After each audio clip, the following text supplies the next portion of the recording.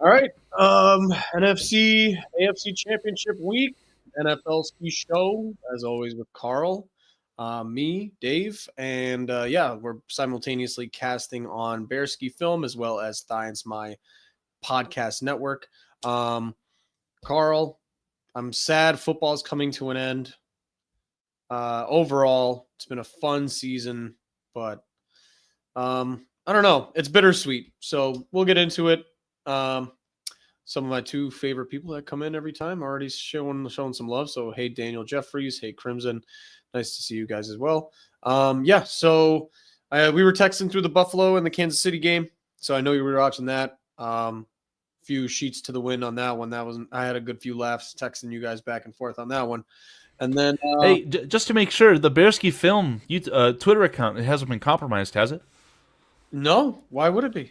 Why would you say I that? don't know. We may have to go into the weeds, as you say, on what's going Yeah, on over on the we'll Bearsky get into the Film weeds. timeline, Twitter There's timeline. not too much NFL stuff going on, so we can get into some more localized stuff anyway. But um, yeah, I'll start that with saying I'm a feminist, equal rights. Okay, so when Courtney Cronin gets picked on, we're gonna pick on equally. Yeah, Nice. it's just an homage to how successful she is, right? If you've got people asking Courtney Cronin to show whole, you know that Courtney Cronin has made it. And I agree with your sentiment. Had a fantastic laugh there, so thank you for that. Yeah, no, I first of all, I need to emphasize I'm not a Courtney Cronin fan by any means aesthetically. I mean, I think she's literally one of the best Bears beat reporters in the last like 5 to 10 years. Like objectively, she is like she's good at her fucking job. Whatever. And but yeah, so we can start back with reviewing those NFC AFC championships, maybe some forecasts for the teams, and then get into that Josh Allen, Pat Mahomes off. Catch up on some coaching news. I think that was pretty fun and interesting. We can have a good laugh with those two. Preview some Super Bowl and then get into local stuff with Bears. So, how did you enjoy the NFC Championship, and how did it go based on your expectations? Well, from afar, right? I went to bed last night very, very angry and frustrated. Then I woke up today and I realized, at least we got 3 watchable quarters of football. That was good. And the fourth quarter that's gone missing was the second half of the Eagles Redskins game, man. That was just, I don't know. I had watched the Redskins come back at home and beat Philadelphia semi recently, and I watched their Thursday night matchup where it was not a blowout whatsoever. I didn't expect a blowout, and I didn't think that the injured Sam Cosmi would allow the Redskins and their star young quarterback to have the worst game of his career, not just in the NFL. I didn't expect Saquon Barkley to redefine what it means to be an NFL running back. It was just a blowout, man. I really don't know what to say about it other than it was very unexpected, but bravo to the Eagles. Yeah, it was very unexpected for me based on the fact that I mostly bet towards the Washington football team, and I don't know. I think we just expected more out of Jaden Daniels and the miracle. And like we had mentioned last week, I was like, man, I just keep waiting for them to run into the buzzsaw. They definitely ran into a fucking buzzsaw yesterday. But All good I thought they things were the come to buzzsaw. an end. It's very obvious that this Redskins football team in 2024 had been punching above their weight. I mean, I made a comment last week about how Ben Johnson was able to bust Jared Goff's head through this, ceiling of his top performance level. That's the epitome of what the Redskins achieved this season. Another team where don't be surprised if they miss the playoffs next year. It's just how did Yeah. they do it? We've been talking about that. I like high variance thoughts in the NFL because, they're hard to predict, but they're always there. They're always there. I mean, we have 4 new teams in the playoffs every year. We have 4 teams out of the playoffs every year. We have a worst to first. We have a first to worst. Like high variance stuff. NFL defenses, they go up, they go down. There's teams with good quarterback play that somehow disappears. The Commanders are 100%, in my mind, the most obvious pick for a high variance team. I think they just had like a beautiful miracle season. I expected it to just kind of keep going just based on my gut and how it felt. But statistically, historically, and logically, like it was bound to burst. No rookie quarterback has ever led their team to a Super Bowl, not to mention win a Super Bowl. They have, I believe, that one Brock Purdy took the 49ers to the Super Bowl in their rookie season. definitely did not win it, though. I could have sworn I heard a statistic. You're probably right more than I am, but it was like Ben Roethlisberger, some random '80s guy, and then it was Brock Purdy. But I thought they all lost in like NFC and AFC championships. But whatever, irrelevant. I can't remember the Steelers. This is kind of like the dawn of my football remembrance, right? I believe that there was who was the quarterback for the Steelers that year? Was it Maddox? Is it Tommy Maddox? I can't remember the name. Yeah, I think so. But Maddox got injured in the first game of the year, Yeah, and Ben Roethlisberger went 15-1 as a rookie, but lost in the AFC Championship game, I believe. But I'm pretty sure Brock Purdy took the team all the way to the Super Bowl. Gotcha. Yeah, I'm sure somebody could fact check that, but it was kind of irrelevant in terms of, Jaden being the first rookie quarterback to ever win a Super Bowl probably was never going to happen. My only other thought on this game, and you can kind of comment on it, is I feel robbed of a Lions-Eagles NFC championship. And robbed is a hard word to say because the Commanders won it and they earned it, and the Lions were at the point of the season where they were licking their wounds kind of thing. So I understand why it happened, but I don't know. Any given Sunday type of thing. I could have seen the Lions team even injured, beating the Eagles, or at least putting up a better fight schematically, physically, whatever else. But I think the best team in the NFC probably did end up going to the Super Bowl, which is not saying much. But if it wasn't the Eagles, I think I would have liked to have seen a Lions-Eagles NFC championship. Yeah, you'd have a bit of strength on strength. I still feel strongly that the strength of the Eagles' defense is their secondary. But Jalen Carter's no slouch. I would have loved to seen if Jalen Carter could get away with slapping a Frank Ragnow, a Zeitler, anyone on that Lions offensive line. So it would have been a better football game, and that's not saying much again because we only got half of a game played yesterday. There's a point I wanted to make, but it's slipping my mind, so I'm going to digress on this. Washington, the only thing I also feel bad for Washington is you're going to hear a lot of their fans going like, well, this is just the beginning of our dynasty and it's going to keep going. And in my head, anytime your team gets this close, you got to hope it goes all the way because you might not ever get a chance to get back there. And I don't know if I trust that Washington will.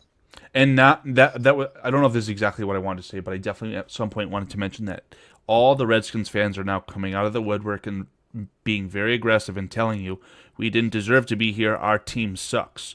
Our quarterback is the only reason we're here because our team sucks.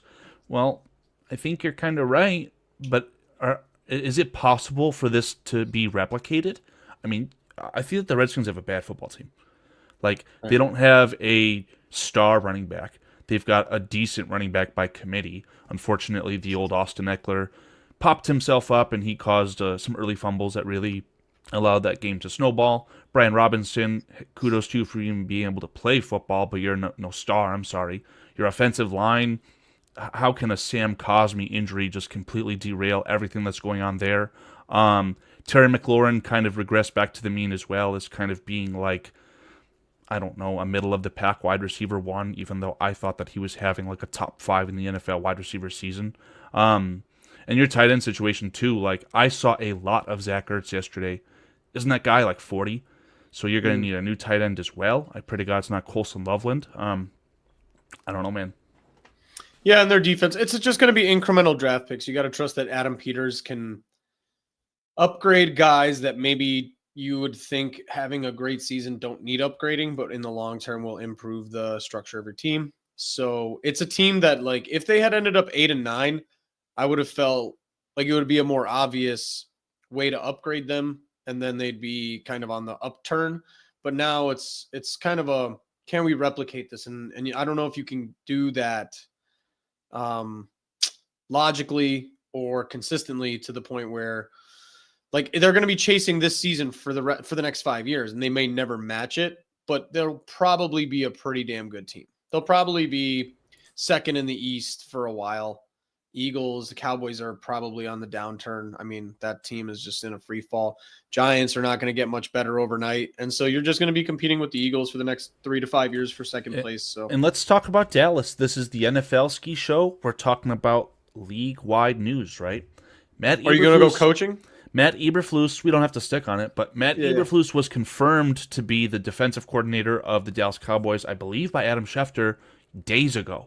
Then all of a sudden you're getting reports that they're getting other interview candidates, and obviously, again, just a little bit of salt for you, Dave. It's the Rooney Rule once Mhm. again. So Eberflus is your defensive coordinator for Dallas, and they elevated Brian Schottenheimer, your offensive coordinator, to head coach. Maybe out of fear because you didn't want to lose him, or out of stupidity because you thought that you could get a slam dunk hire with Deion Sanders. But I don't know. Do you feel confident in those coaching moves and that the Dallas Cowboys, who have oodles and oodles of talent, assuming that Micah Parsons stays, would they be someone who you would you be surprised if the Cowboys are better than the Redskins next year? Surprised, yes. Shocked, no. I think they're going to be quite close. If anything, it'll be a two. There'll be a 2-win variation between the two of them at most, I'd say.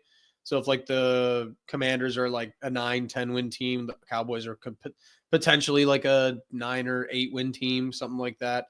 And if the Commanders are like a 10 or 12 win team, I could see the Cowboys being somewhere in the middle, like at 9, right? So, no, I don't. Here's the thing: it's like Dennis Allen. Everybody cheering for the Bears getting Dennis Allen. It's the exact same hire in Dallas. It's just a slight with Matt Eberflus. Yeah, as much as you hate to hear it, it pretty much is. They're kind of the same guy. They're both defensive minded. They were fine coaching up a defense, maybe in different methods.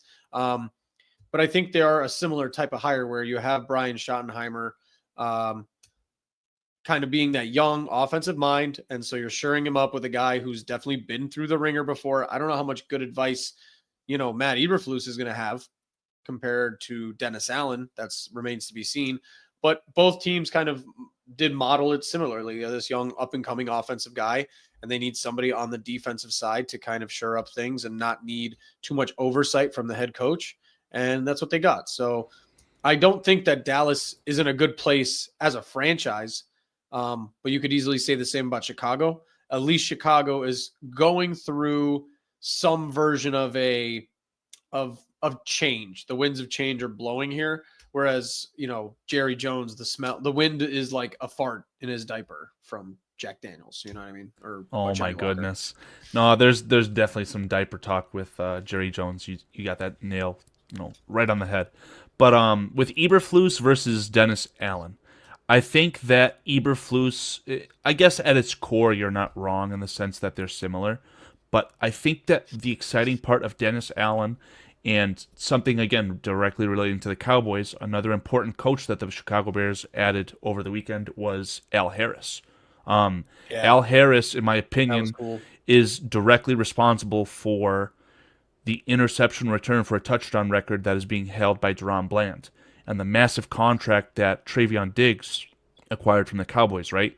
Like Al Harris is Himothy in the sense that he is probably the best defensive backs coach in the NFL. I would not say that he isn't. But when you add that to a Dennis Allen who maybe is a bit more aggressive and is more willing to have a Jalen Johnson shadow the number one wide receiver when it matters, I think that you could see a huge increase in the level of talent that I felt that the Chicago Bears already had. Again, specifically the secondary, right?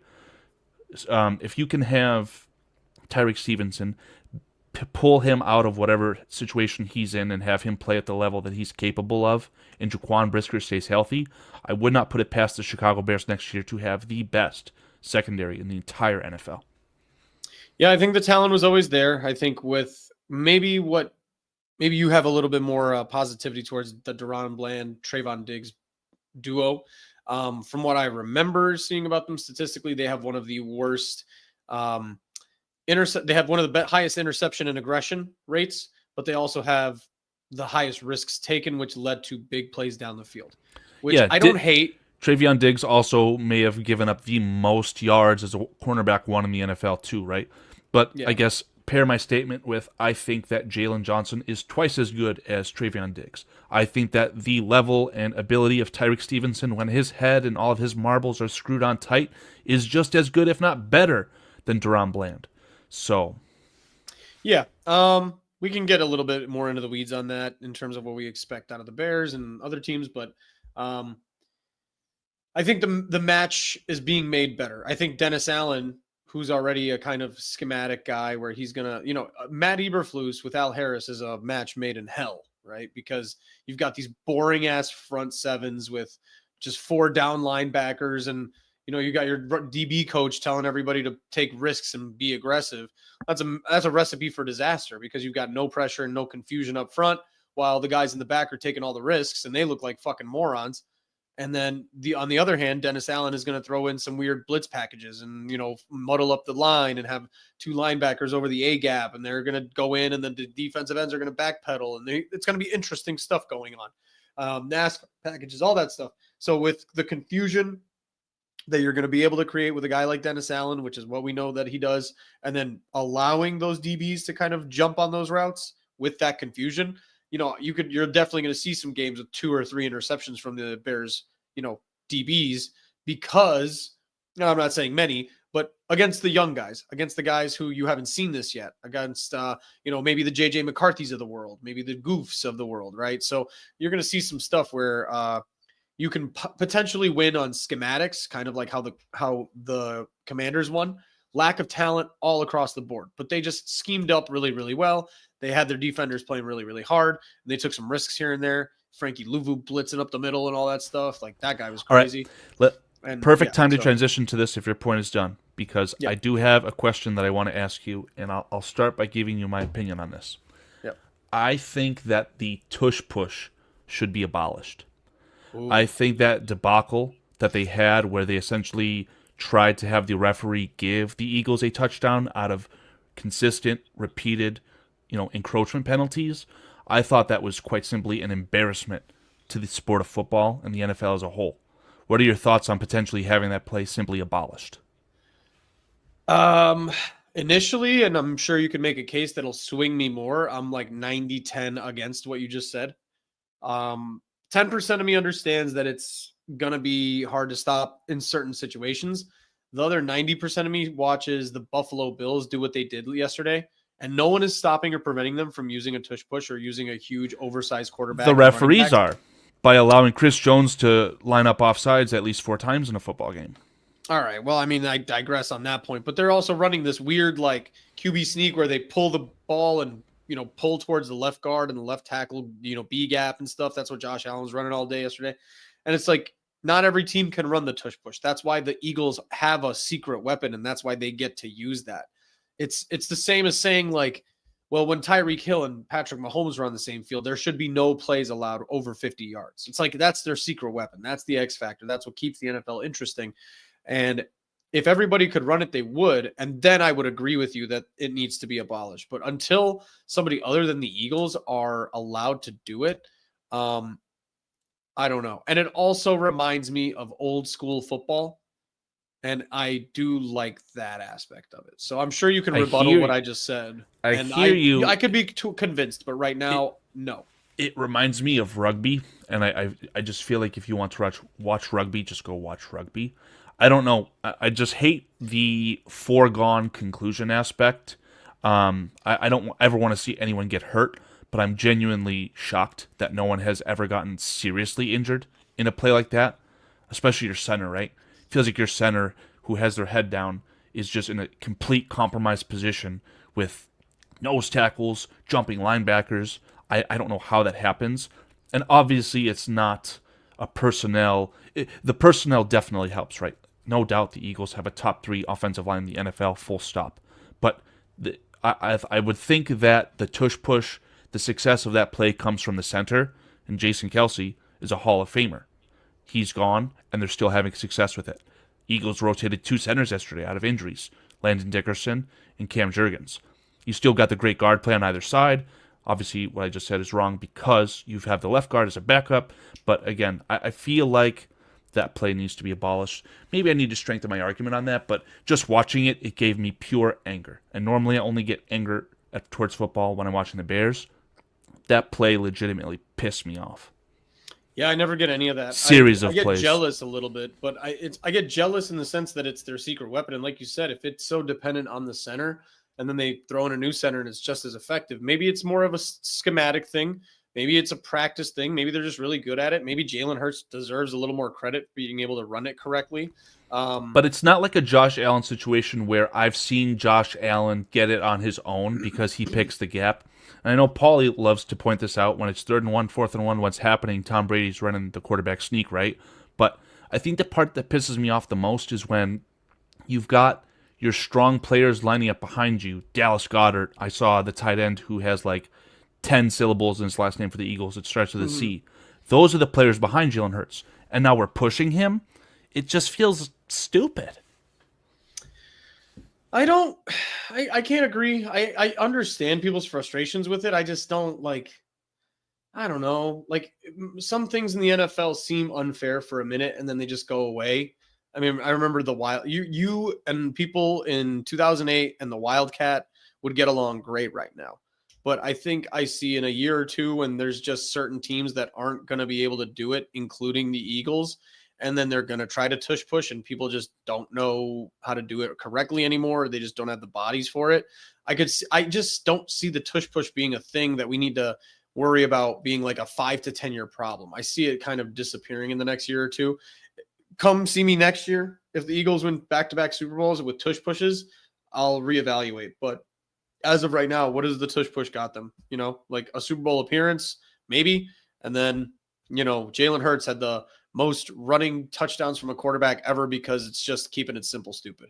So I don't have an issue. Also, anybody in the chat, thank you so much for participating. If there are any specific questions, I'm keeping note of them, and I'm gonna bring them back around and answer them when the show kind of gets into a little bit more topic appropriate things. So, like people like Daniel, some people also had some questions about like the Cowboys. When we go through the coaching stuff, we'll address some of that as well. We're kind of ripping on the Commanders, but for the Eagles, by the way, played a good game, man. Jalen Hurts kind of proved me wrong. He looked better than I thought. With 2 weeks of rest, I'm not going to be stupid enough to pick the Eagles to win because I don't know what more I need to see from the Chiefs to just not be that fucking stupid to not bet against them ever. And nobody should really, unless you want to just like be a contrarian. But they have a good team and they have about as good of a chance to beat the Chiefs as I've seen in a while. I thought that offensive line was kind of, it's so stupid to say an offensive line would be gimmicky, but in the sense of, I don't know how we can consider offensive line play just be like so dominant. The only team I could think of stopping Chris Jones and Steve Spagnuolo is a team like the Eagles and running the fuck out of that ball and running it down their throat. Saquon having a great game, keeping the ball away from the Chiefs. Saquon looks otherworldly. He is getting paid. I heard this stat on Part of My Take 2 weeks in a row, or like on Bill Simmons. He is getting paid less money than it was Gabe Davis. Gabe Davis. Thank you, sir. Yep. And that is ridiculous. We need to reevaluate the running back position on how they get paid. Absolutely fucking nuts. And yeah, Nick Sirianni saved his job. I can't believe that worked based on Paulie's reaction to. That never works. What the Eagles did in reshuffling the way that their coaching staff is kind of like dictated. I could easily see Nick Sirianni winning the Super Bowl and still being fired somehow because it's just an upgradable position because he's just maybe not that good. I don't know what it is. But he's also a basket case insane psycho. Literally I've a heard stupid human, but yeah, I've heard he's absolutely crazy, but he's like terrible. I said, there's room for improvement there, and it still worked out. Kudos to them for not blowing it up and doing a small rebuild. They were just, hey, let's do this. I hope they win. I root for the Chiefs' excellence, but I also just want something new. Let's have another team, another city in the fucking country be happy, other than Kansas City, bumfuck Missouri. So yeah. Thoughts on the Eagles in any way? I've got kind of a question and then a follow-up regarding it. So I think I know what your answer is regarding what you just, or after hearing what you just said. But do you feel like there's any sort of chicken or the egg situation when it comes to Saquon Barkley and his offensive line? Do you think that after what you saw from Saquon Barkley in New York, that the Eagles' offensive line is making him better and his performance is kind of unjust, especially after you see like a Will Shipley just go to town on that drive, gash the Redskins even though they were already deflated? Or vice versa? Do you think that Saquon Barkley is literally so good that just because he's paired with even a competent offensive line, that Saquon Barkley is kind of reaching heights for a running back that we've never seen before? Or third point, I guess, would be, do you feel like it's a match made in heaven? I think it's all of those things. You could literally go through all of those things and say yes. I would say Saquon Barkley would arguably have a better season next year, potentially, with one more year and the gelling of the offensive line. Um, I think Saquon would probably have a better season. I think at the same time, DeAndre Swift would have had 80% of the same season with that line if he had just stayed there with the Eagles. Hold And on. then, yeah. 80% of what he had previously? Like with the No, Eagles? of what Saquon if Saquon Barkley's at 2,000 yards and The 20 touchdowns, argument you're he would making have could not be 1,700 more and 17. well documented in the sense that the Eagles last year, who had DeAndre Swift as their leading running back, played behind a better offensive line. I will fight you to the death. I think that Jason Kelsey, the Hall of Famer, is apples to oranges when compared to Cam Jurgens. Cam Jurgens is closer to Sam Mustipher than he is to Jason Kelsey. That's how good I think that Kelsey is. Okay. And that's fair too. But like I said, I mean, in general, I think, again, Saquon Barkley is somehow getting better as the season goes on, just because I think that the offensive line is gelling better. I think that they're figuring each other out the same way. You can't just like pop and play any position in the NFL and they just become really, really good. Foster's here. Hey, Foster. So who's that old guy? Foster, I hope you're doing well, man. Hope you're healthy. I thought he was saying he was like, oh, I listen for 20. You. I can't listen anymore, but hopefully you can stay, Foster.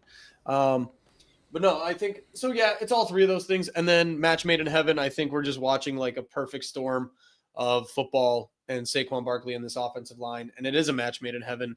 And he'd be crazy to leave and get more money. I think he's on a 1-year deal, so if not two. But this is the perfect point for me to bring up my follow-up question to you.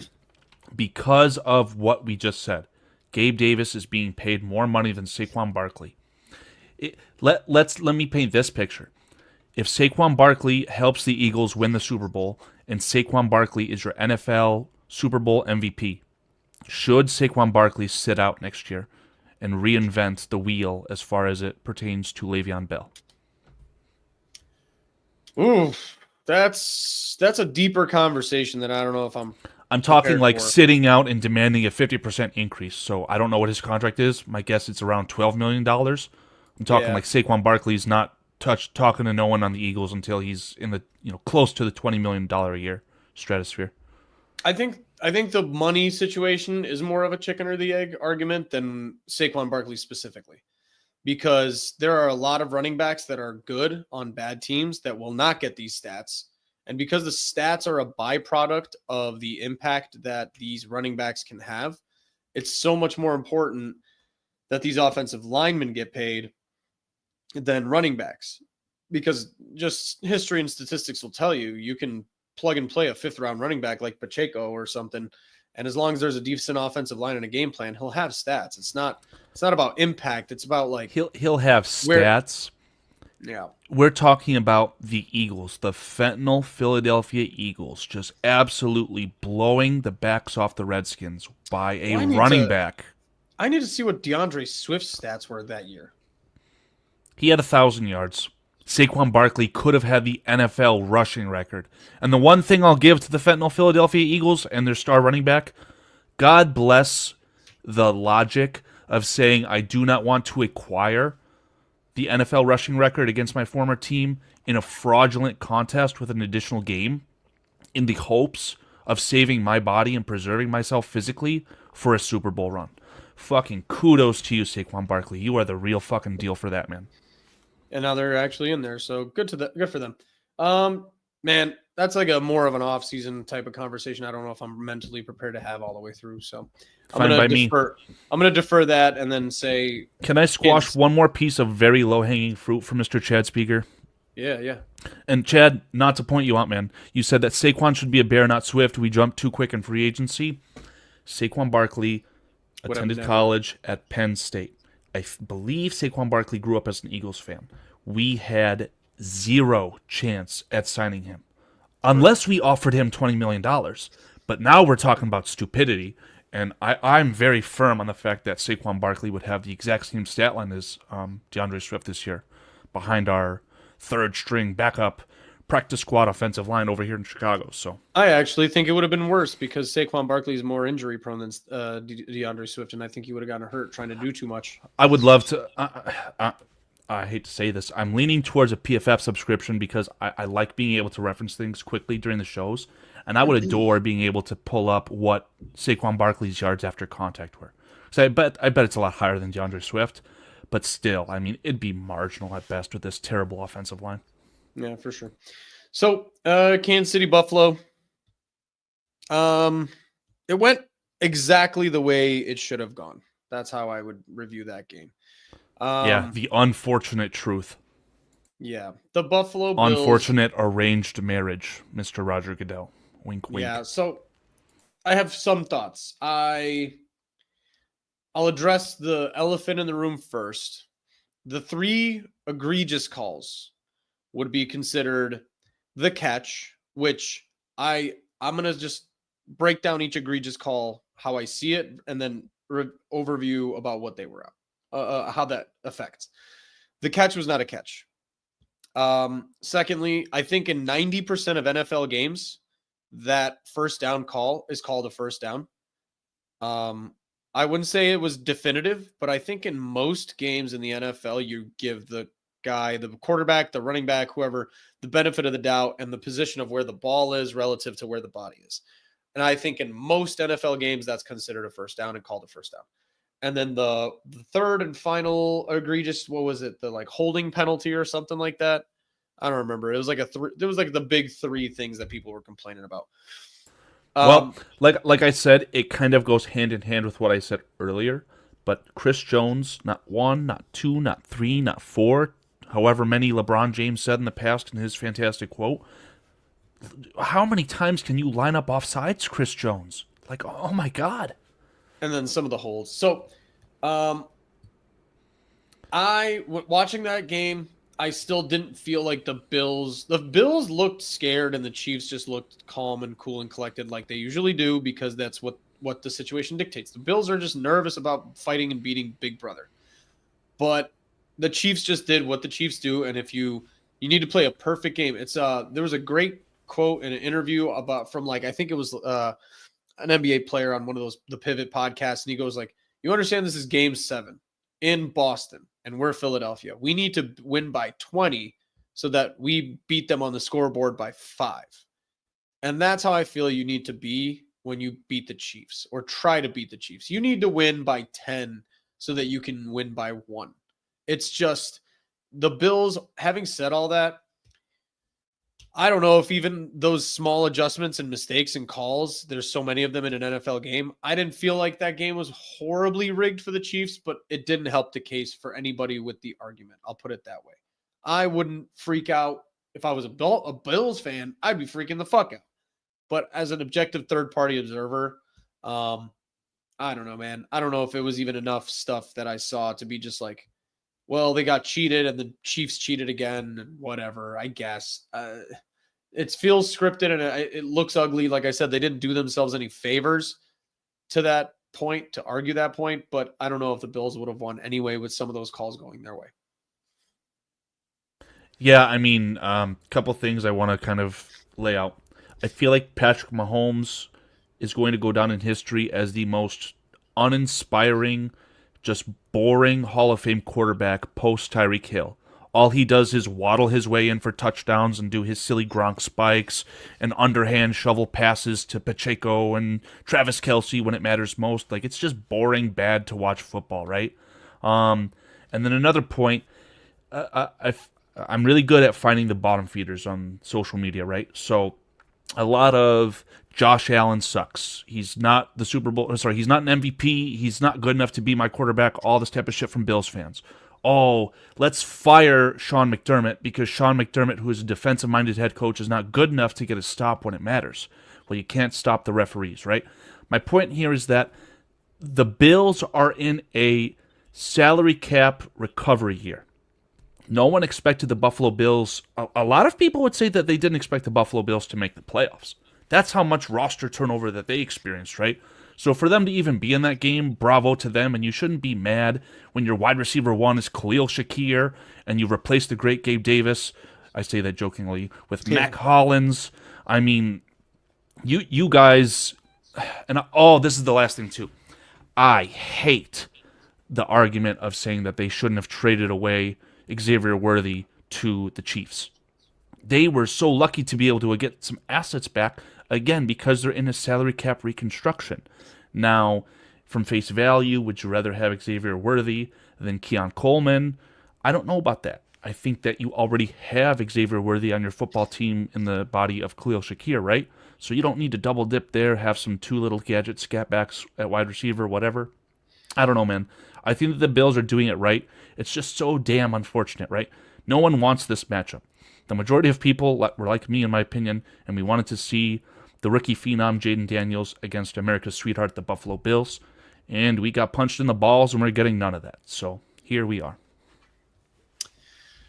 Yeah, I don't know how much more there is for me to say about it other than the fact that it's just like it's the same shit as always. So I don't know. I don't want to overreact and get mad about it. I don't hate the Chiefs. I like seeing greatness, but at the same time, I root for something else. It would have been a much more fun Super Bowl personally, the same way I wish that we saw the Lions go against the Eagles. I really would rather see the Bills go against the Eagles. So it's just something I would prefer. Is it correct? Probably not. I mean, they should win. They deserve to win. I don't know. Every time we think they're done, they just keep getting away with it. They can't keep getting away with it. Once Kelsey retires after this year, which he will. And Chris Jones. I think Chris Jones Have you seen the tears on that man's face? My girlfriend kept asking me, why is he crying? Why is he crying? Mine too. And his football days are numbered.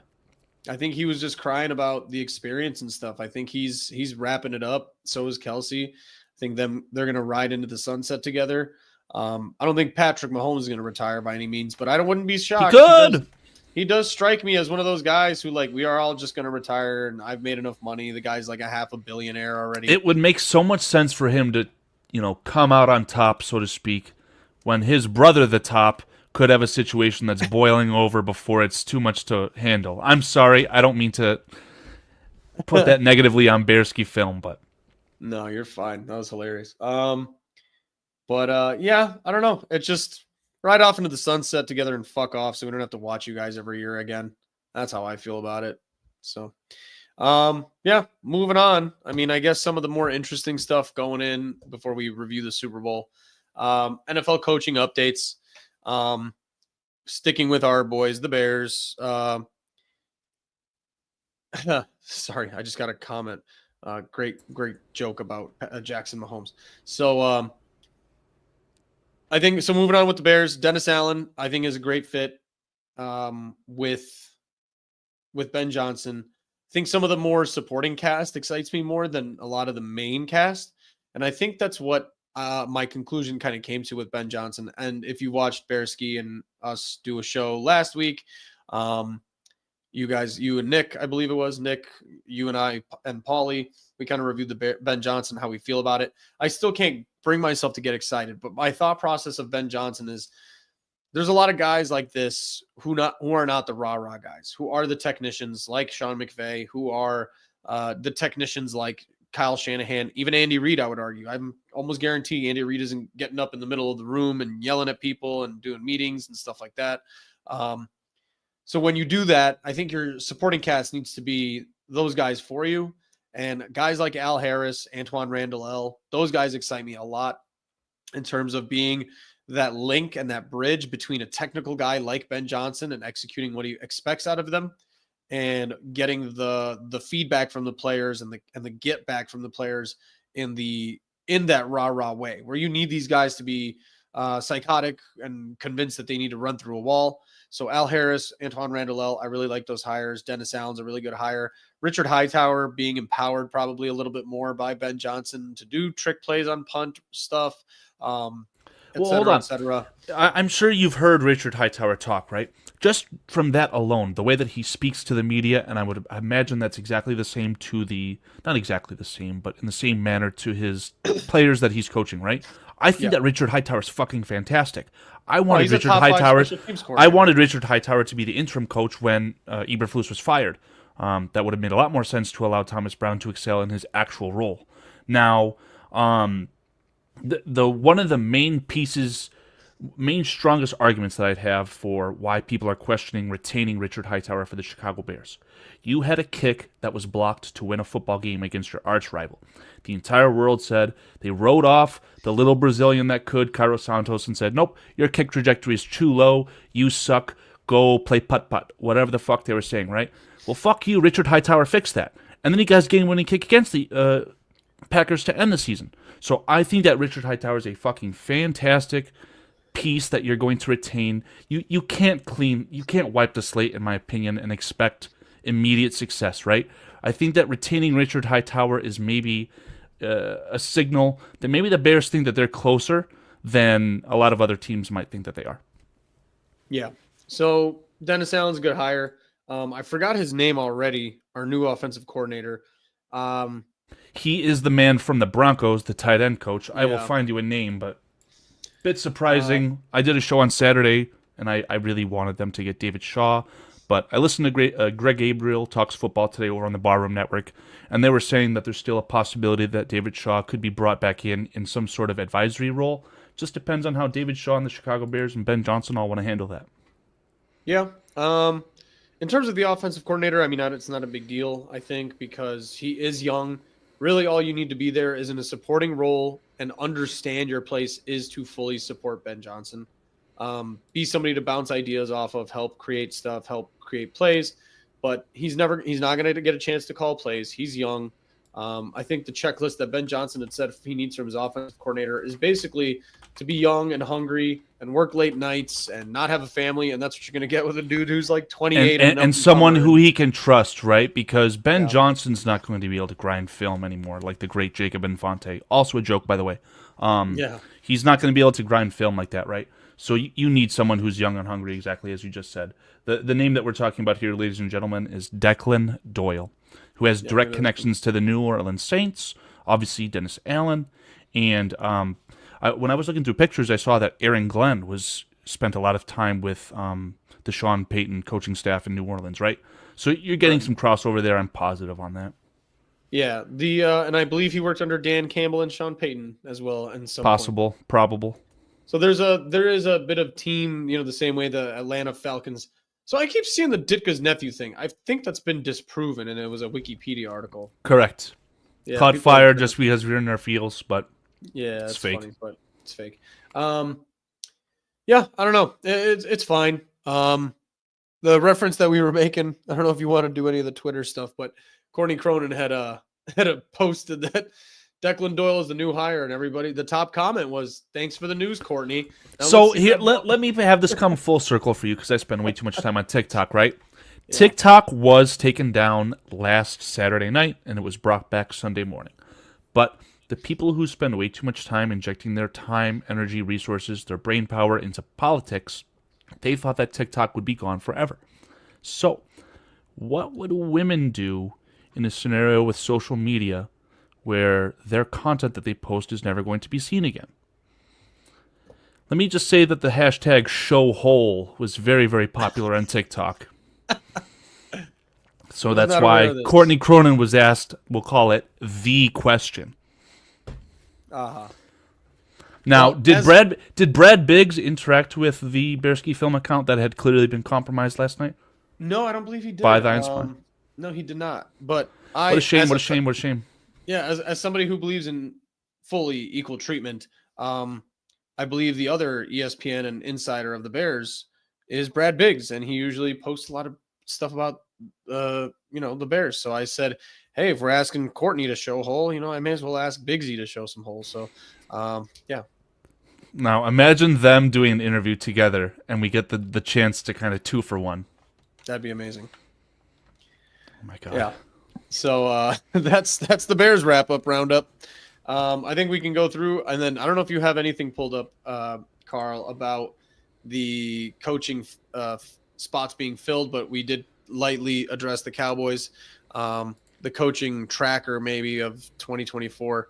But yeah, the Cowboys hired Matt Eberflus, upgraded Brian Schottenheimer, lost some pieces in the and Al Harris, but I don't think we got a chance to talk about this last week. You've got to let me share this, and it will be full context for everyone watching. Be my guest. Gotta pull it up for me, my man. Oh, hold on. Can I put some context to this?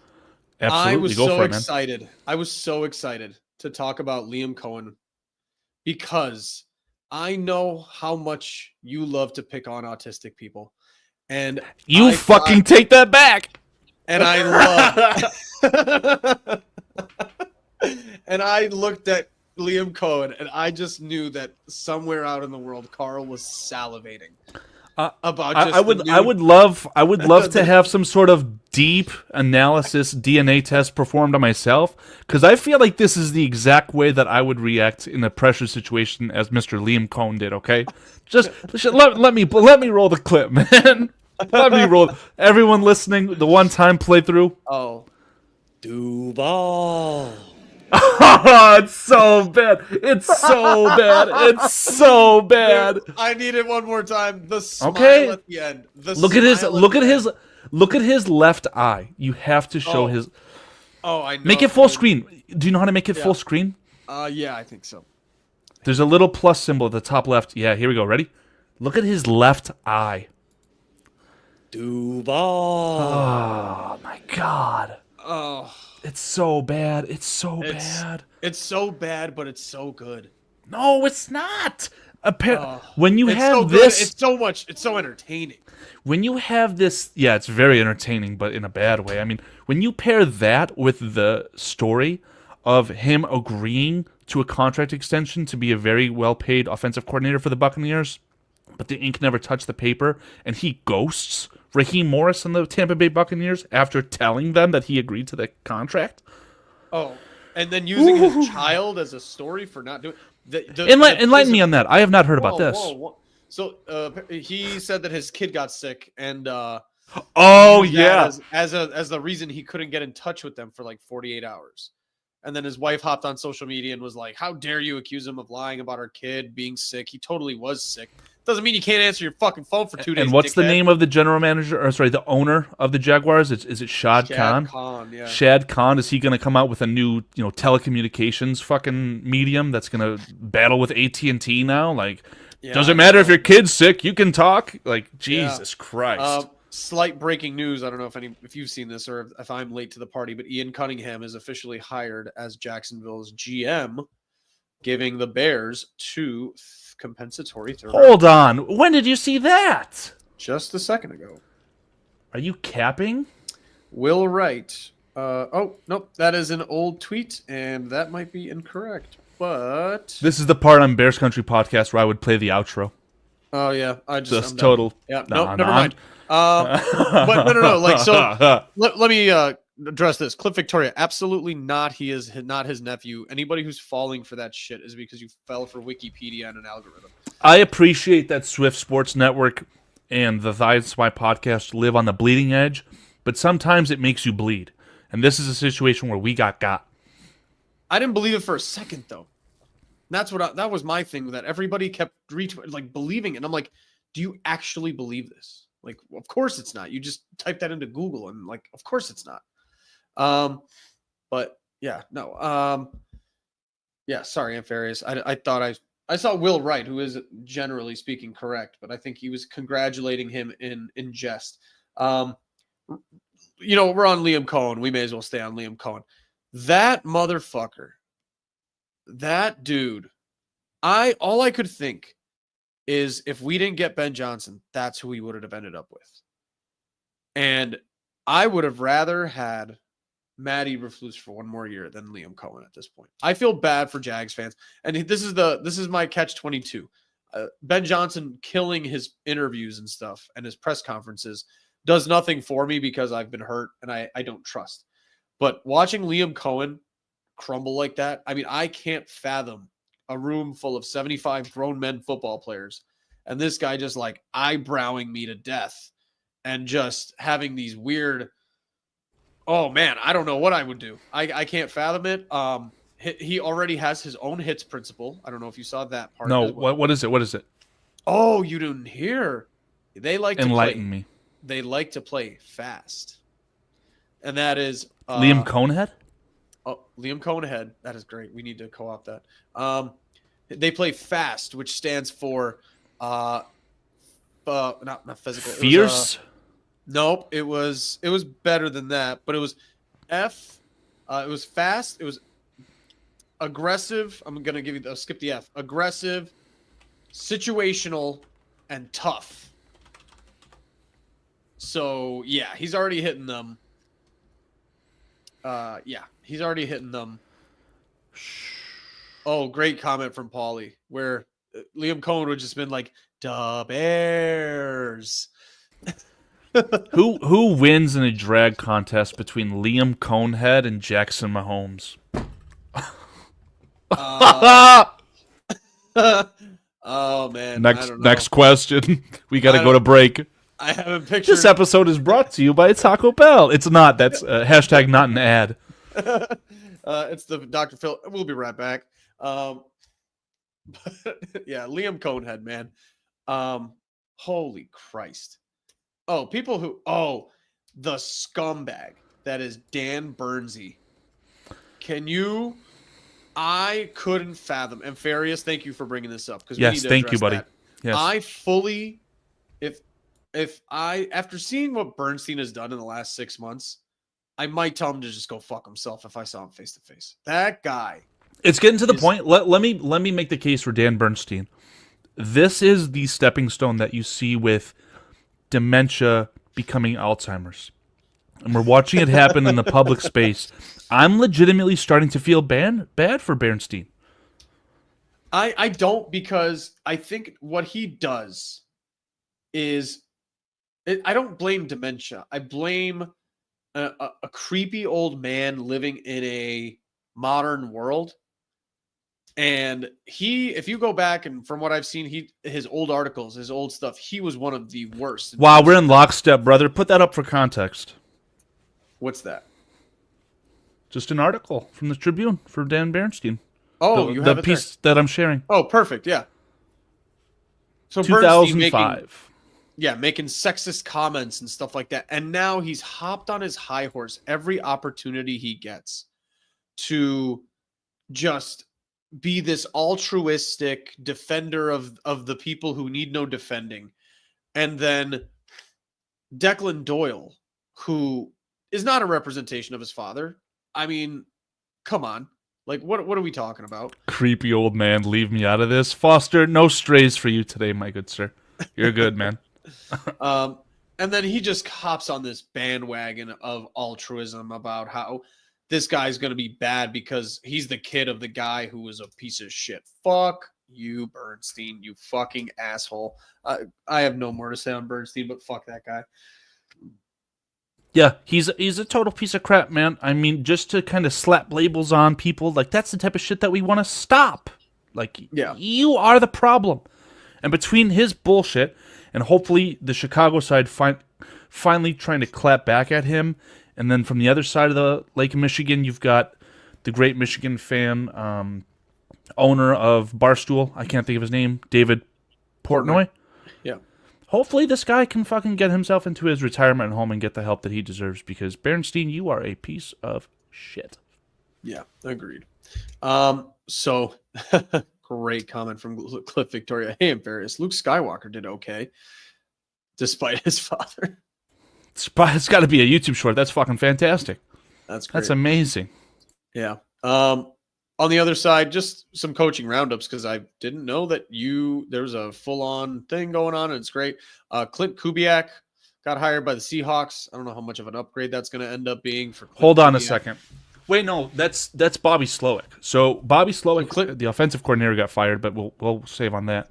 Clint Kubiak is going from the Saints. He was the one. Clint Kubiak had 2 games to start the year for the Saints, and he was the reason why I was told that the Chicago Bears should be dissolved as an NFL franchise for passing on him. Well, no, he kind of sucks too. So, best of luck to you. That's one of the moves that we can report on and kind of discuss. I don't know nearly enough about Kelvin Shepard to make a comment. If anybody's a Detroit Lions fan or knows a little bit more about them, has been following them, Kelvin Shepard got internally promoted to defensive coordinator over Aaron Glenn, linebacker coach, and upgraded. Good for them. Any comments or any knowledge? None at all. I mean, I'd like to go on to the Bobby Slowick move because I've got some little bit of underground insider knowledge on that. We're getting to it. I do love, and this is, I don't know how this got lost in the cycle. Robert Saleh returning to San Francisco as the defensive coordinator It was always a foregone conclusion. That's the coordinator Mike Vrabel hire of this cycle, because the only thing that could have screwed that up would be the Jaguars retaining their general manager and being a terrible franchise and giving it to a leader of men type with Robert Saleh. And I think Saleh, I don't know if he had any other head coaching links, but it always felt like Saleh returning to the 49ers was just a foregone conclusion. Now, that's going to be a team that, unfortunately, the Chicago Bears have to play next year, and they are going to be a fucking force. Yeah, it's going to be a wagon. Liam Cohen, we mentioned. Brian Schottenheimer, we mentioned getting promoted. With the Cowboys, I'm surprised they didn't officially name Matt Eberflus as the coordinator. Maybe that hasn't gone. They couldn't. Pen and paper. It has. It's been, well, not like officially, right? No pictures with him with the Cowboys, but it's already been agreed upon to, as per Adam Schefter. Yeah. I can't wait to see Liam Cohen's staff. I can't fathom what that's going to be or look like. But Duval and Falcons doing some stuff. Defensive coordinator Jeff Ulbrich got retained. Nothing much there. Pete Carroll to the Raiders feels very awkward, very mismatch made in heaven. Now, let me take you full circle on that, right? There was a little bit of beef, I believe, between Jim Harbaugh and Mr. Wow, my memory. Pete Carroll in college. Okay. Because of Stanford versus USC. But let's not forget the Legion of Boom antics with the 49ers versus the Seahawks. We're going to be getting 2 of those games per year now. Pete Carroll versus Jim Harbaugh. That's going to be some good television watching. Good football watching. I don't hate that for the Raiders just because it feels a bit more safe and something I would not have expected from the Raiders. It helps me calm down about the whole Shedeur Dion thing. I think you're just going to see a nice, slow, incremental increase in talent from the Raiders and how that team and franchise are operated as.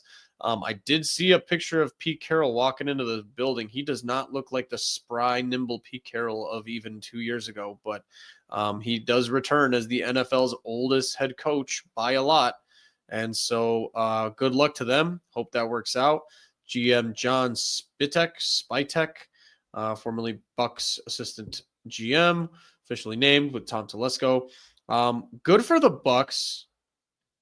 I'll say this as a caveat because I thought about this with Liam Cohen and then John Spytek. Good for the Bucks for producing people that keep getting plucked out of their organization. I don't know if they've demonstrated enough in the last 2 to 3 years since Tom Brady's departure for teams around the NFL to just say, what a masterclass of organizational function. And we need to start picking apart your assistants and your GMs and your coordinators. That could be me just not being in the NFL and knowing the fine details and minutia, but I don't know if I've seen enough from the Bucks at 2-9-7 seasons in a row, and I can't name you their last 5 draft picks. Maybe you can. Kalijah Kancey's a home run.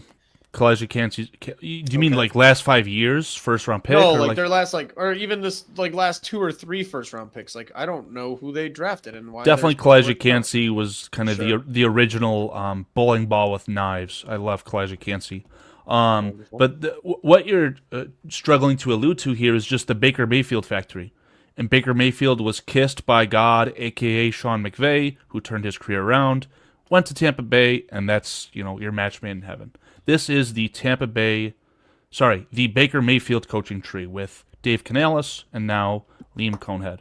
That's how I feel about it. So I don't know if you're not getting a Baker Mayfield if for Dave Canales and you're not getting one for Liam Cohen. If anything, Trevor Lawrence is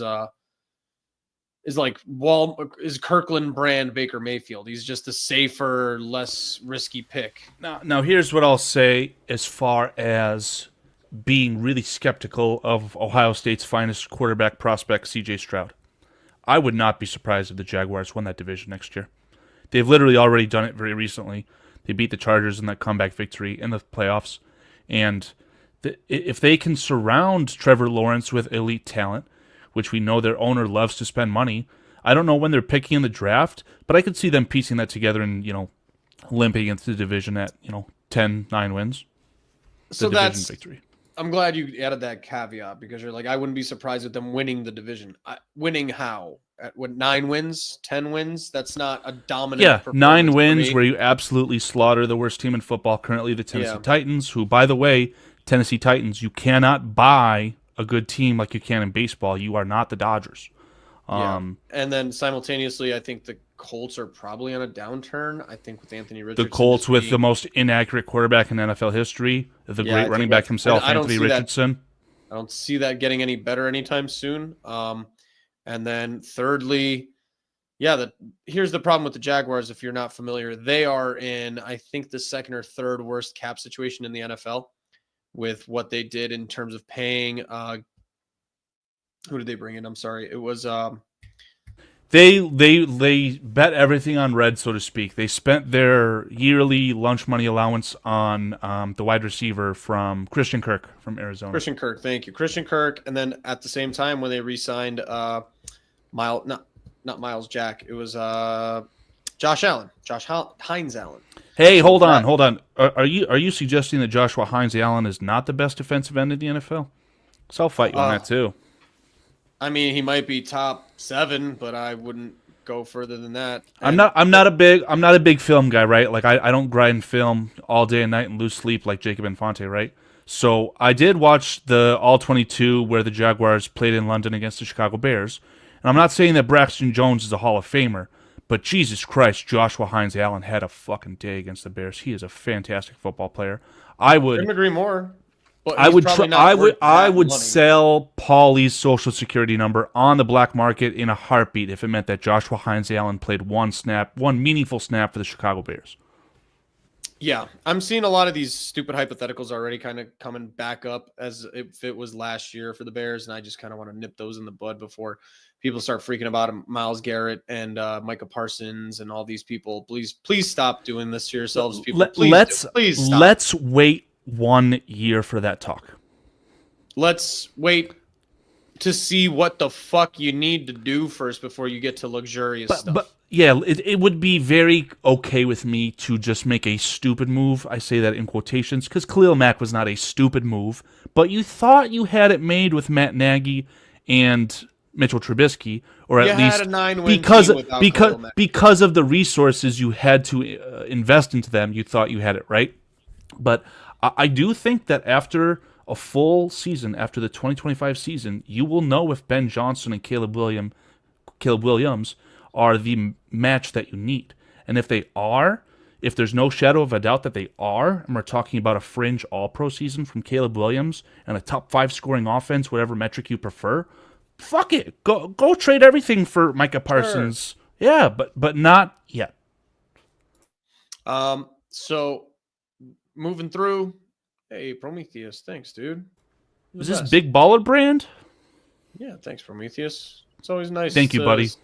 See from you, hear from you, and also obviously super chat, man. That's always so generous, and we appreciate it. I need to fact check this, but Prometheus may be the guy who commented on one of my most recent YouTube shorts 30 seconds after it was posted.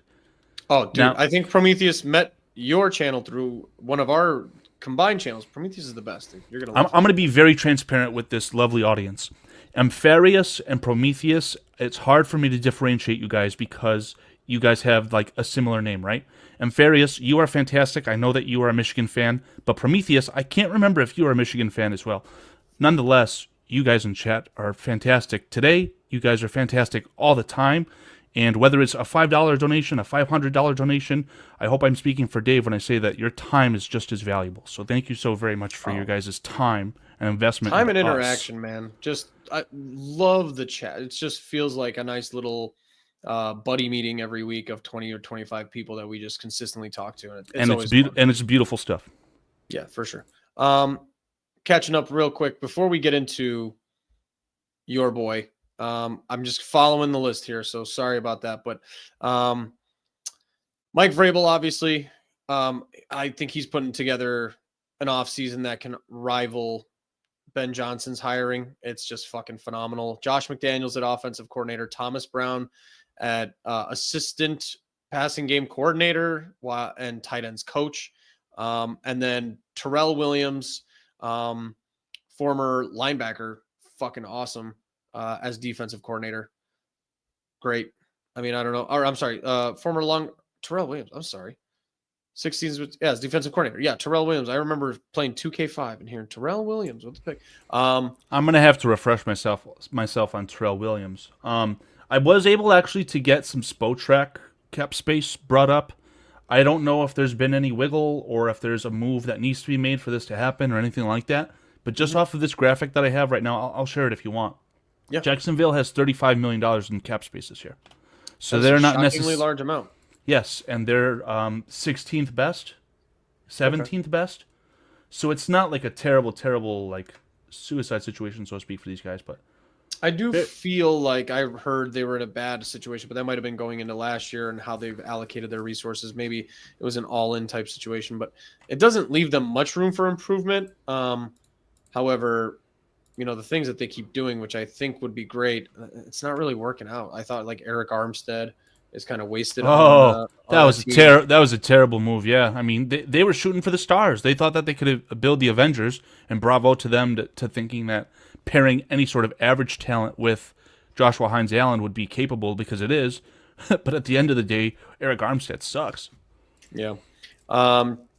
Tennessee hired Mike Borgonzi, John Fossil as special teams coordinator. I don't see much really mattering there. Tennessee, good for you guys. 3 GMs in 3 fucking years. Fuck off. You might want to make it full screen just so everyone can see real quick. So there's New England with the top space, Las Vegas, Washington, Arizona, Chicago. LA with number 6 is terrifying. Minnesota with 7 is terrifying. Well, that's 65 goes to 45 once Keenan Allen goes home, right? So I'm not too terrified of that, so to speak. Minnesota's much scarier. Detroit is much scarier. San Francisco, how that is even top 10 makes no sense to me. And then, like you said, Jacksonville right there in the middle with Denver and Indy. You've got $52 million in cap space for San Francisco when your rookie quarterback is going to start asking for $50 million a year. So is that really that terrifying as well? That makes perfect sense. You're right. I didn't even put that together. Because I'm pretty sure slouches like you and me, if we really busted our ass and abused Adderall, maybe we'd be able to make the same $900,000 a year that Brock Purdy's making. I mean, it's in the realm, right? Like, we're not talking about idiot unobtainable money, right? All I'm saying there is that Brock Purdy is criminally underpaid. Criminally. Yeah, but I don't know if I'd pay him $50 million. And San Fran is in a really big no-win situation, I would say. Let's take the step back and do the third point of view. How can Jordan Love make more money than Brock Purdy? How? Great point. I think they fucked up re-signing Brandon Ayuk, honestly. Oh, he's tragically bad. I think that's the biggest mistake they've made in a while. Going through Indianapolis, getting Lou Anarumo. Here's my thing. I don't even get the Lou Anarumo hype. Cincinnati has never had a good defense while he's been there. That could be lack of players. That could be lack of whatever else. However, everything I hear from players and coaches and everything that you hear about people who love Lou Anarumo say he's a top 5 defensive coordinator in the league. He's smart. He's basically Steve Spagnuolo, but never reaches that peak. What that means for people, I don't know, man. Like, people are just obsessed with Lou Anarumo. I don't get it. I don't see it, but good for Indianapolis for getting him. I mean, we'll find out. I don't think it makes Indy much, much better. But no, I would be really upset if I was the Colts. I don't know how to get better. And again, you have to pray that your probable running back, who is the most inconsistent quarterback, inaccurate quarterback in the NFL, needs to really elevate. I mean, I watched the Bears release their top 10 plays of 2024, and one of them was just that terrible pass to Tremaine Edmonds, literally like an underhand shovel gift. Like, how can you let these things happen as an NFL quarterback? It's just, I'd be terrified if I'm a Colts fan. I'm going to put Ampharius' comment on, and if you want to start on Bobby Slowick, go for it. Okay, so I feel vindication for the Houston Texans and just Texans in general based, or Houston based podcast that I did. A show in the preseason and maybe before our week 2 matchup against the Texans. They were all over from the jump that Bobby Slowick sucked and was terrible. And this is a big proponent to thinking that CJ Stroud could elevate himself into a top 10, top 5 quarterback because he regressed, but oh my God, it came out, in my opinion, that Slowick was terrible. A lot of people thought it was a surprise fire. Not at all. He's bad, and did we figure out where Bobby Slowick is going? It is not an officially reported thing yet. I don't know if he has a landing spot. I saw a really great point from another Houston, Texans fan, and kind of to counter your claims. And we're all locked in there inside. When we're fans of that local team. Bobby Slowick, if I'm not mistaken, had like a top 10 defense. Top 10 offense the year prior with a fullback. Okay. With CJ Stroud, and then having that unexpectedly nice season that they did. What Bobby Slowick comes from is a fullback driven system from San Francisco with Kyle Shanahan. They gave him his offensive system with CJ Stroud. And if you remember how that looked like in the beginning, it was a totally different offense. Offseason happens. They get Stephon Diggs. Tank Dell heals up, and Nico Collins has an emergence. And all of a sudden, there's supposed to be this 3-wide spread offense with Joe Mixon, and that's just not Bobby Slowick's bag. And Bobby Slowick's bag is a little bit more, Kyle Shanahan-esque. And you would never ask Kyle Shanahan to run 3-wide constantly and consistently. And if he did, I don't think he'd be Kyle Shanahan. The other part of it is you lose 2 of your top 3 receivers for the year and Nico Collins for about 8 games, and it's all his fault to the point where he's so bad that he deserves to get fired. I don't know if that's the case, but I'm presenting the counter argument as to why maybe it's not as cut and dry as a lot of people want to make it out to be. I don't think Bobby Slowick was a disaster. I hear you. It's just from the people that I trust that are in the cut, like you said, they identified that he was a problem going into this year. So for that to come to fruition, I hear what you're saying about a fullback, and let me full circle to the Chicago Bears. How good would a fullback incorporated offense where your star fullback is Roschon Johnson? How good would that offense be? Not as good as a Doug Kramer-led one, I'll tell you that much. I like that joke, but in all seriousness, what do you think about Roschon Johnson kind of being left out of the running back room picture and being that, I like to compare him to the great C.J. Ham of the Minnesota Vikings, a utility, do what you can for the football team type of player, and being a special teams ace. Rescue his career as a 4th-round pick. What do you think about that? I don't recall Detroit running any fullbacks. However, Ben Johnson has openly said so far that he's going to rip it to the studs and run what needs to be run here based on what they're good at, rather than dropping his Detroit playbook into the Bears team. Specifically to answer your Roschon Johnson, if he wants to keep his fucking job, he better do whatever they tell him to. I don't necessarily believe too much in that whole running back converting into fullback thing. I think fullbacks are built different. I think they're like former linebackers that weren't fast enough to make it as linebackers, but they still like to hit people. You're proving my point. I need to dig up the comments that I saw. You can minimize that. It's not the full context. This is a name for the offensive line coach that I wanted to point out because I think someone asked about that. But specifically for that linebacker comment, did you know that as a rookie, Richard Hightower compared Roschon Johnson to a linebacker in the sense that he has the ability to tackle extremely well when it pertains to special teams? I did not, but that's good to know. So that's kind of where the basis of my argument is. If you've got a coach that I really, really respect having those types of comments, I think that if you want to save his career, you should transition Roschon Johnson into a fullback. And I think that you need to not allow him to be a primary focal point of your offense when it comes to the running back room. Because we saw that experiment. Our version of Sonic and Knuckles this year, DeAndre Swift and Roschon Johnson, which was used inversely, right? Our Sonic was being deployed in the Knuckles role, and our Knuckles was being deployed in the Sonic role. just did not fucking work out, man. And I think that Roshan Johnson as a running back is just not capable of it. Yeah. Seen this stat that you just put up as Dan Rushar. I don't know how much connections with Dennis Allen he has, but this guy, I like the resume. That's the year from 2016 to 2020, but Dan Rushar spent 10 years at the New Orleans Saints, okay? Which he was directly, he may be a free agent. I simply have no idea. He still might be with the Saints. All I can tell you is that Dan Rushar has deep ties to the Dennis Allen and Sean Payton little, niblets that we're acquiring here now in Chicago. So if that was the first thing that I thought of was Ryan Ramczyk.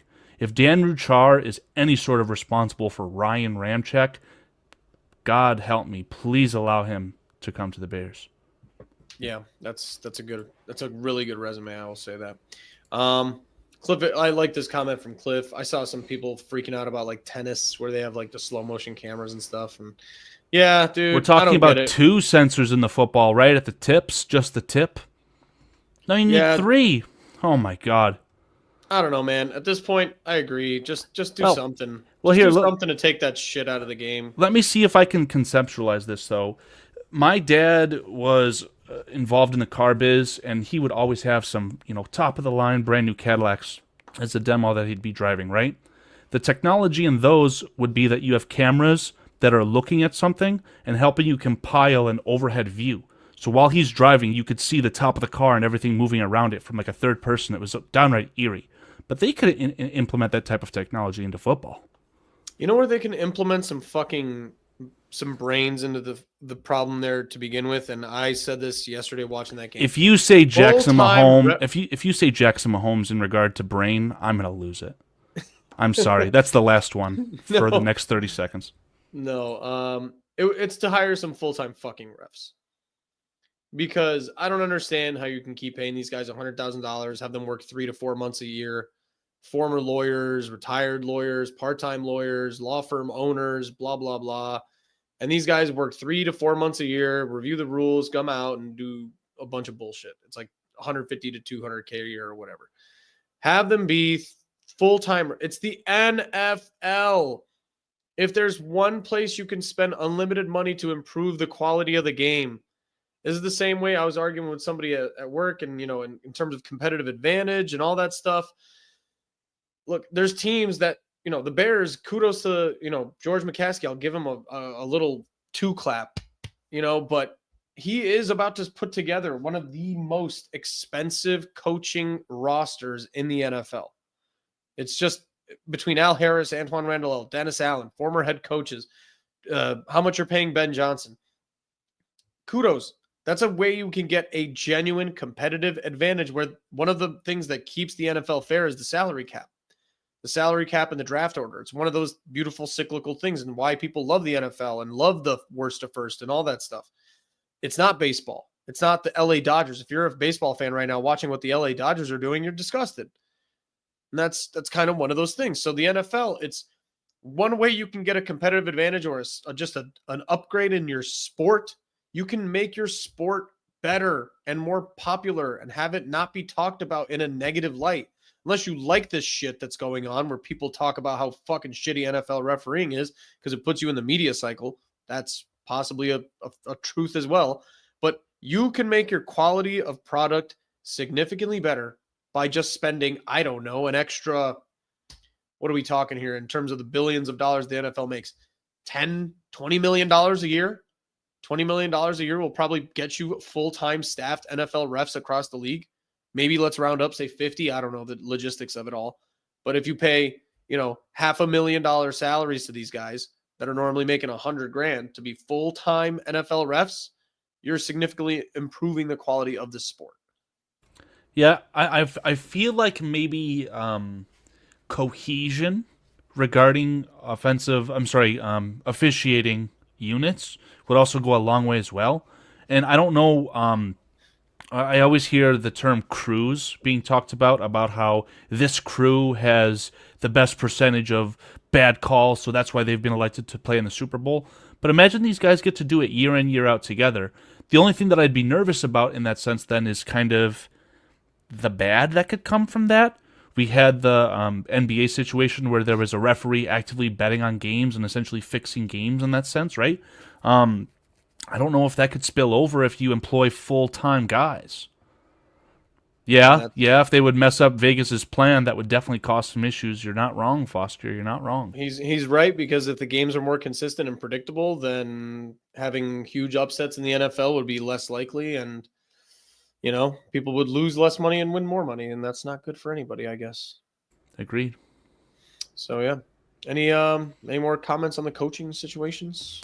No, I think that by now all of the positions have been filled as far as head coaches, right? Or is there still one more position up for grabs? I can't. New Orleans. Right. So they let everyone go. They let their offensive coordinator go. We talked about that. Obviously, their defensive coordinator / former head coach was fired in season. They seem kind of screwed, man. Who are they? I think that's a full teardown, man. They're not even they're tanking for Arch Manning because they love the Mannings. And they're the biggest proponent for me saying that the salary cap is a myth, because I don't know if I got to show the bottom of that list. The Saints are like negative $60 million in cap, man. It's terrible. So a guy like Mike McCarthy, is he going to go there? No, I doubt it. You are going to have to tear that thing down to the studs, or at the very least you should. I mean, I think a 1-year absolute tank job of free agents and terrible players, Kellen Moore being flown in tonight. Right, so Kellen Moore is your offensive coordinator.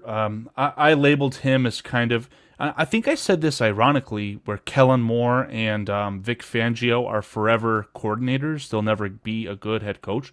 They're on the same damn team. I think when I made those comments, I didn't really recognize that. But yeah, I don't know if Kellen Moore is going to be the man for the job. I mean, a young mind, you give him a chance, but I feel like the Saints' job is just being set up for failure. I agree, and with how many pieces are being stripped in New Orleans, I do appreciate the subtle New Orleans to Chicago connections, because there are some decent players there that might be scrapped for parts that you can kind of reclaim and help a young coach like Ben Johnson kind of have some stability and veteran leadership. You're gonna get your Cam Jordan. I'm willing to pool some money in with you to make a fat bet on that, man. Yeah, it's gonna happen. I think so too. The Cam Jordans of the world. I wouldn't even be surprised if you cut DeAndre Swift and replace him with Alvin Kamara. Now, as much as I would love that, I do feel like Alvin Kamara is their ticket seller. It just will not happen. And then I don't know if you have heard me say this. I know that I have said this out onto the public spaces, maybe at least only one time. But if you want Alvin Kamara via the draft, watch some Jaden Blue highlights tonight. Jaden Blue, the running back out of Texas. Just watch some highlights. I appreciate you not mentioning Ashton Genty for an hour and 22 minutes. That might be I have graduated from the Ashton Genty thought and come full circle onto this. What if the Chicago Bears traded the first overall pick to the Carolina Panthers for a franchise quarterback, a starting wide receiver, and a starting running back? Omarion Hampton, starting running back out of the University of North Carolina, the house that Jordan built. That's the running back that I would like the Chicago Bears to draft at the moment. I'm so confused. They're trading for all three? Well, we'd use our second-round pick that we acquired in the trade, the last piece that we have in this puzzle. To get back to Carolina and get Omarion Hampton. So it's not just that it's a second-round pick that we're going to use on a 50-50 chance at a good offensive lineman, right? That'd be boring. But your pillars, right? Like, imagine a promo poster where you have your starting wide receiver, your starting running back, and your iconic franchise quarterback, Caleb Williams. And that's all acquired via one trade. Give Ryan Poles the goddamn gold jacket. The only Ashton Genty thing I would tolerate at this point or situation is if you're trading out of 10 because Kelvin Banks is gone. There was a guy who's the left tackle from Oregon.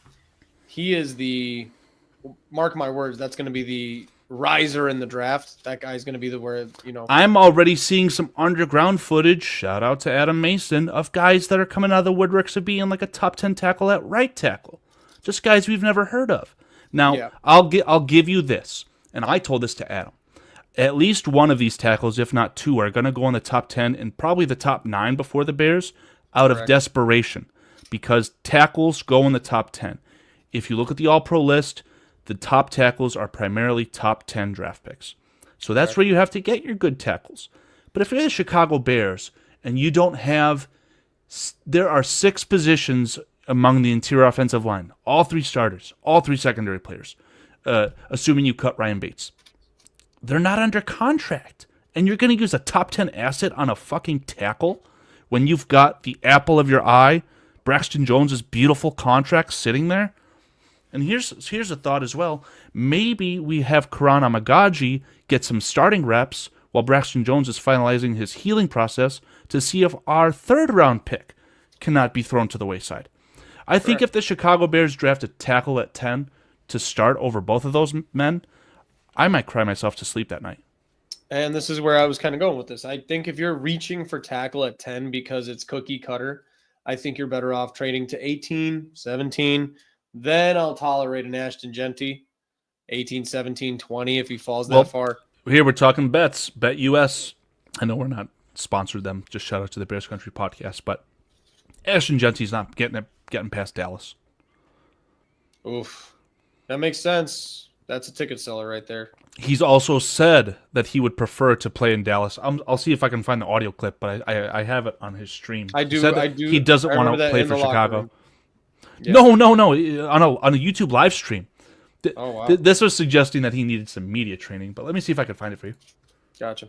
Yeah, so yeah, that would make sense. But otherwise, I've seen talks of like the guard from Alabama or the guard from Georgia or something like that. In the second round, Alabama. I think it's Tyler Booker, but don't hold me to that. It is exactly Tyler Booker, and I've seen a mock draft 1.0 Bears at 10, Tyler Booker. Another situation where I can't continue the podcast for you because my body wouldn't be able to produce a heartbeat. Very good. Yeah. And one of those DNs are not going to be there, unfortunately, Foster. Those defensive ends are going to be Abdul Carter's going top 2, and it probably won't be 2. And then I forgot who the other guy was from God? You don't know the name of God? Mason Graham. Thank you. I'm sorry. I appreciate you, Dave. I appreciate you so much, Dave. And Mason Graham will go 5 or 6. So 1. Heard it here first. Mason Graham could go first overall. It's possible. And so could my mom. So wow. Yeah. So could, But let's wrap this up. We got Eagles, Chiefs, Super Bowl. Next week we will be back. We're going to do a little bit something off the cuff. We're going to do our mock draft, our top 15 or a top 10 mock draft. We haven't decided how fast or how far we're going to go. And I'll add on to that, there could be a time sink that it's NFL related, but it has nothing to do with anything we've talked about today. I think it could be a lot of fun. Sounds good. And then Carl has a nice surprise for us. So Carl, official Super Bowl, I don't know, predictions or thoughts. You don't have to give me a score or prediction, but hit me with your thoughts on the Super Bowl. I think that the Eagles could come out and appear to be dominant. I think that they could dominate the line of scrimmage and have their running back be the star of the show, and they could go out to a 2-score lead. But just as I was on the camp of not betting against Jaden Daniels last week, you already alluded to it, it would be asinine to bet against Patrick Mahomes and the referees and everything else. And at this point, I want the Chiefs to win the Super Bowl. Not because I appreciate excellence, they can take their excellence and shove it up their ass. I want Travis Kelce, Chris Jones, and Patrick Mahomes to retire. And Andy Reid. Wow, Matt Nagy taking over. It's possible. Now, what is obtainable in the following year for Andy Reid? I'll have to do some homework. If Andy Reid wins a Super Bowl, what's his motivation to come back? Could Andy Reid become the most winning head coach in the regular season or the playoffs? Or it's just too far, it's not within a season of reach? I think he's somewhere in the vicinity of like 70 missing games. So he would have to win 10 to 13 win seasons for 6 to 7 more years, which is not that realistic if you're Sounds like losing that Andy many Reid needs players. an Adderall sponsorship. Andy Reid, I'm gonna be nice. Based on Andy Reid's track record as a human being, I don't think Andy Reid cares about or lives for much other than football. And so that's where I'm going to leave that and be nice about it. If you know what I'm talking about, you know what I'm talking about. But Andy Reid is kind of a His piece brother? of shit that only likes football. Oh, I thought you were talking about football. Just children. Yeah, I'll have to do some research on that, I guess. If you want me to capstone off my point regarding Ashton Genty, I've thrown it up. Hopefully it doesn't get copyrighted. It shouldn't. It should be fast. I don't think there's any music, but take a listen, gentlemen. This is, again, Ashton Genty from his YouTube channel was asked by a live stream viewer in the audience if Ashton Genty would play for the Chicago Bears. Would I like being on the Bears? Y'all got it back already. Y'all got DeAndre Swift. I'm not gonna lie, Chicago is too cold. It's too cold. I can't do that one. He goes on to mention, I think, the Dallas Cowboys, but I remember that clip now. I don't understand. Is Idaho a warm weather state? I don't understand. But I'm not too sure, man. But I know he has. I don't know about that. About a lot of in stadium games. I'm just saying, sure. Boise Indoor. State ain't exactly in Hold on. Florida. Hold on. The man of mustache rides, Foster. You gotta throw that up just for culture. Love it. Love that from Foster. Love the pure emotion. Foster's like, I just didn't even turn on my heater during the -3 degrees. He's like, what a Oh, that's ironic. Oh my god, that's hilarious. Yeah, I agree with Prometheus, man. We don't need the excuses. We definitely don't need a diva running back. That'd be the first of many, or first of any. Yeah, problems. My thoughts on the Super Bowl, I think it's just identical to what you just said. I see everything on paper that should lead to an Eagles victory. It's everything that's in the recipe to beat Patrick Mahomes, to keep the ball away from Patrick Mahomes, to beat the strengths of the Eagles team is all the weaknesses of the Chiefs team, or that could counter any possible strengths that the Chiefs could produce. Having said all of that, Chiefs probably win it again. And like you said, in terms of what I want to see, I don't necessarily want to see a fentanyl Philly Super Bowl. I mean, the town of Philadelphia would overdose overnight. There's no good outcome for the city of Philadelphia. It's going to be fentanyl mayhem either way, good or bad. Yeah, right. Just celebrate a victory or a loss with fentanyl. So it's just, and so. Alshon Jeffrey, this is your fault. I hate the Eagles, particularly because of you and your shit attitude.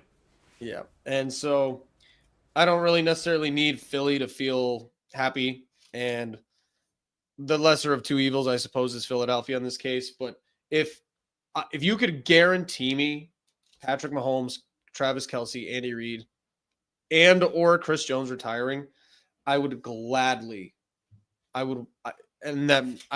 watch them win and not have to see Taylor Swift on my television anymore. A taboo comment to that, too, would probably involve Patrick Mahomes' home being robbed and something terrible going on there while he's playing in the biggest game of the year, which he's already been robbed by the secret cartel. I believe that Mahomes and Kelsey's homes were robbed at the exact same time. The fantastic Joe Burrow's house was robbed by the cartel while he was playing a football game, and a mistress, not his soon-to-be girlfriend, wife, had to make the call. So a little bit of scary stuff going on there too, but now we're just pontificating at this point, so I apologize. Yeah. Cliff, I'm sorry that your brain is wired that way to find that commercial amusing. I love you, Cliff.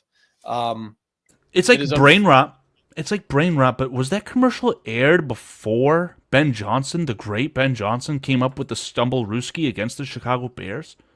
Did Andy Reid's success give the Chicago Bears their next head coach, just as I prophesized, or claim that Jaden Daniels gave us?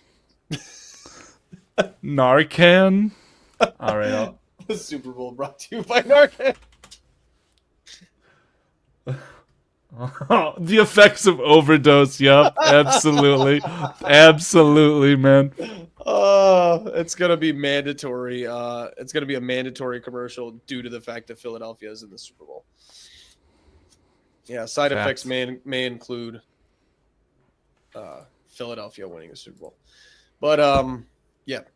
So I think that wraps it up. We will be back next week with a bit of a change. I think the mock drafts are fun. This is definitely when I deep dive and start, falling asleep to mock draft highlights of football players throughout the year. So I will be a little bit better educated on the draft moving forward. And and Carl will have a nice little surprise for us in terms of content. So thank you, everybody, as always, for watching us bullshit about football. Thank you so much. Great participation in the chat. And that's all I've got for the week. Yeah, thank you guys so very much. Greatly, greatly appreciate it. Again, your time above anything. Cannot express how much we appreciate it. So thank you guys so much. Like Dave said, next week it'll be a little bit more relaxed, fun episode, just like the NFL. Going to be getting some Pro Bowl instead of some actual game. But having to sit in that dirty bathwater of a Eagles-Chiefs Super Bowl for 2 weeks is going to kind of suck. Ugh. Yeah, I'm not looking forward to any of that press conference bullshit. Let's skip over that and just watch the game, please. But yeah, Carl? Has anyone asked, is there any roundabout way for someone to insinuate to a Chris Jones, a Travis Kelce, a Patrick Mahomes that they could be retiring? Has anyone asked that this year? Because I feel like they haven't, and the AI data scrapers who love us, someone's gonna ask that question, and I'm gonna go ballistic once they do. That'll confirm that someone's listening to us. Someone important. It'd be nice. I don't think anybody's directly asked, but I think it's about time that we do ask. Yeah, Cliff, kudos to you. I think it's funny that the hated insurance companies try to outdo each other for comedy. Yep, kind of sucks. Yeah. Oh, I was just fucking with you, Cliff. But also that commercial is a screwdriver in my ears every time. So. I agree, man. I agree. All right, guys. Thank you so much, as always, for watching. We'll be back next week. See you guys. Peace out, gentlemen.